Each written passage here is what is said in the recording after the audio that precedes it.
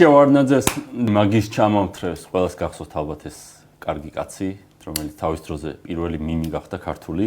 და რომელიც წლების მანძილზე იყო მთავრობის საგინებელი ყველაზე ფრთიანი ფრაზა. აი კაცი ციხეში ჩაჯდებოდა დღეს, რომ მოსწრებოდა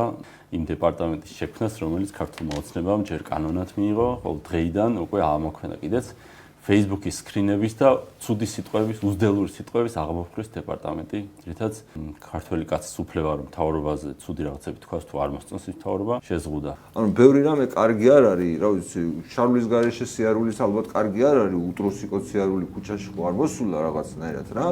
მაგრამ ამის გამო სისხლის სამართლის დანაშაული რაღაცა ციხეში ჩასმა ხო არ შეიძლება, ან რაღაც მოკლედ ანუ არის რაღაცა ცოდვა, რომელიც რაღაცა ცუდია, შეიძლება რაღაცნაირად ამ ცუდ საქციელს რაღაც სხვა ტიპის რეაქცია ჭირდება და არის რაღაცები, სადაც სახელმწიფო გჭირდება, ხო, ანუ რაღაც ძალადობა, პოლიციელი გჭირდება რა. ხო და ეს ხო უნდა რაღაცნაირად გავარჩიოთ ერთმანეთისგან, იმიტომ რომ ყველაფერში პოლიციელს ხო ვერ ჩასო, რა ვიცი, ცოლის ღალატი კარგია?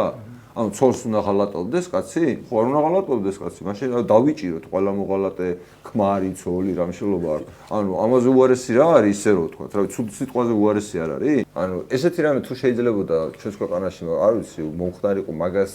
მაგაზე უბრალოდ არასოდეს არ მიფიქრია და საზღვარგარეთ არის რომ მესმოდა რომ ესეთი რაღაცები ხდებოდა გაოგნებული ვიყავი. აი ბრიტანეთს ხო, აი ბრიტანეთში 12000 კაცი იქ რაღაცა გერმანიაში. ასევე არ ვიცი ტექნიკურად არ ვიცი, როგორ შეიძლება ამ გადაწყვეტილების დასაბუთებულად მიღება რა, რომელსაც მე ახსნი რა, რომ ახლა ვიღაც ადამიანისთვის ერთია შეურაცხყოფა სხვისთვის, საერთოდ სხვა რაღაცა შეიძლება იყოს, საერთოდ ჩვენ მაგალითად კანი გვაქვს გასქელებული იმის გამო, რომ 10 წლის განმავლობაში საჯარო სივრცეში ვართ,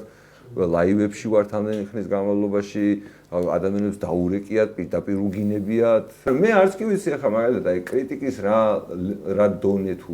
რა ფორმულირება შეიძლება თქვა ჩაითვალოს სიძულვილის ენად და რა შეიძლება იყოს კონსტრუქციული. აი მაგაზე ხო მაგალითად აი დისკუსია უნდა მიმდინარეობდეს რა მინიმუმ. და ეს ნიშნავს შერჩევით შეუძლიათ ნებისმიერი ადამიანი დასაჯონ მაშინ როდესაც რა ვიცი 1000-ობით სხვა ადამიანი რომელიც ზუსტად იგივეს გააკეთებს და მე არ მჯერა რომ ხა ქართულ Facebook-ზე უცბად რაღაცა ბანძვაგინება და